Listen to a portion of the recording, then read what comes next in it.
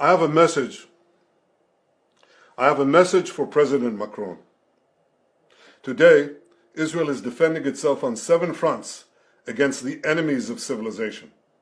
We're fighting in Gaza against Hamas, those savages who murdered, raped, beheaded, and burned our people on October 7th. We're fighting in Lebanon against Hezbollah, the most heavily armed terror organization in the world, which was planning an even greater massacre than October 7th on our northern border, and that has rocketed Israeli towns and cities for nearly a year. We're fighting against the Houthis in Yemen and the Shiite militias in Iraq and Syria that together have launched hundreds of drones and missile attacks against Israel. We're fighting against terrorists in Judea and Samaria who are trying to murder civilians in the heart of our cities. And we're fighting against Iran, which last week fired over 200 ballistic missiles directly at Israel, and which stands behind the 7-front war against Israel.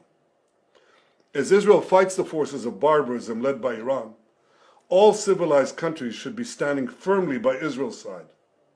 Yet President Macron and some other Western leaders are now calling for an arms embargo against Israel. Shame on them. Is Iran imposing an arms embargo on Hezbollah, on the Houthis, on Hamas, and on its other proxies? Of course not. The axis of terror stands together. But countries who supposedly oppose this terror axis call for an arms embargo on Israel. What a disgrace. Well, let me tell you this. Israel will win with or without their support. But their shame will continue long after the war is won. For in defending ourselves against this barbarism, Israel is defending civilizations against those who seek to impose a dark age of fanaticism on all of us.